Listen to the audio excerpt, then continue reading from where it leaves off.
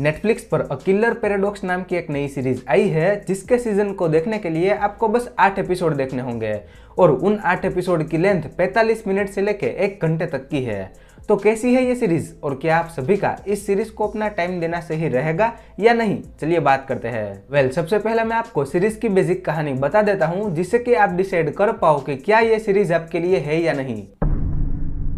Series की कहानी ईथांग नाम के लड़के की दिखाई गई है जो कि एक रात को अपने घर जा रहा होता है। तभी रास्ते में उसकी किसी आदमी के साथ हाथापाई हो जाती है जिसमें गलती से ईथांग उसे यमलोक पहुंचा देता है। फिर भाई धीरे धीरे ईथांग इसी तरह के 2-3 मर्डर और कर देता है और इन सभी मर्डर में कॉमन बात यह होती है कि जितनों को भी ईथांग ने मारा था वो सभी लोग बुरे होते हैं। फिर उसके बाद पुलिस उन मर्डर केस की इन्वेस्टिगेशन करती है पर ईथांग की किस्मत समझो या उसकी कोई सुपर पावर, किसी भी मर्डर में ईथांग के खिलाफ कोई भी सबूत नहीं मिलता। तो फिर अब आगे सीरीज की कहानी में क्या कुछ होता है ये जानने के लिए आपको इस सीरीज को देखना होगा।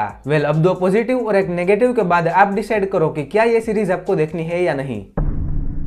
पॉजिटिव नंबर 1, सीरीज की कहानी अच्छी है और सभी चीजों को यानी कि मर्डर्स फिर उसकी इन्वेस्टिगेशन को काफी अच्छे से मैनेज रखा है और जिस तरह से उसे हमारे सामने प्रेजेंट किया है वो मुझे पसंद आया। धीरे धीरे स्टोरी आगे प्रोग्रेस करती जाएगी, वैसे सीरीज की मिस्ट्री और सस्पेंस खुलते जाएंगे।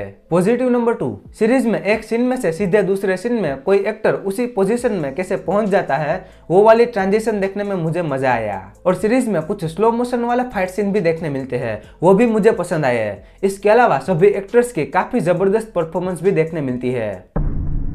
नेगेटिव नंबर 1, जैसे हर 2 या 3 कोरियन शो में से एक शो की पेसिंग स्लो होती है तो ये शो उसी एक शो में आता है जिसकी पेसिंग स्लो है। तो अगर आप इस शो को देखने जा रहे हो तो अपने माइंड में ये सेट करके जाना है कि इसकी पेसिंग स्लो है। बाकी मुझे सीरीज का फर्स्ट हाफ यानी कि पहले 4 एपिसोड काफी पसंद आए थे क्योंकि उसमें ईथांग कैसे मर्डर करता है फिर उसमें से वो कैसे बच जाता है उसे देखने में मेरा इंटरेस्ट बना रहा था। पर इसके सेकंड हाफ में यानी कि 5 से 8 एपिसोड में उतना मजा नहीं आया क्योंकि उसमें बस पुलिस इन्वेस्टिगेशन ही दिखाई गई है और उसमें बीच बीच में कई बार मुझे ऐसा लगा कि मेरा इंटरेस्ट देखने में कम होते जा रहा है।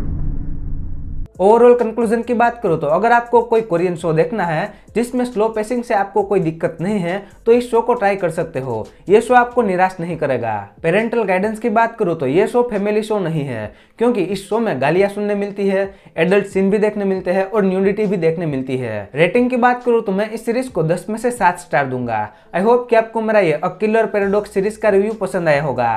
तो अगर रिव्यू पसंद आया है तो वीडियो को लाइक कर देना और चैनल पर नए हो तो सब्सक्राइब भी कर लेना। मैं मिलता हूँ आपको अगले वीडियो में, तब तक के लिए बाय।